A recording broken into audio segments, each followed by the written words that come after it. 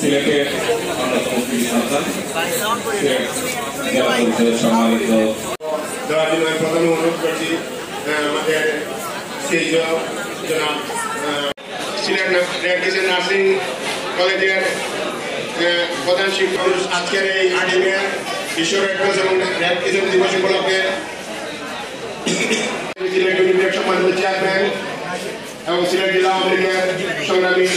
সাধারণ সম্পাদক সাবেক ছাত্রনেতা জননেতা অ্যাডভোকেট নাসিরউদ্দিন খান কৃতজ্ঞতা জানাচ্ছি রেড ক্রিসেন্ট সোসাইটি সিলেট ইউনিটকে। করোনাকালীন সময়ে এবং বিশেষ করে সিলেটে যে বন্যা হয়েছিল সেই সময় আমাদের ইউনিটটি অত্যন্ত সুচারুভাবে দক্ষতার সহিত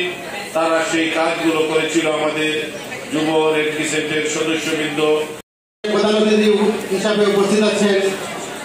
যার নেতৃত্বে আমরা রেড ক্রিসেন্টকে এগিয়ে নিয়ে যাওয়ার জন্য দিনরাত কাজ করে যাচ্ছি। আমার শ্রদ্ধেয়জন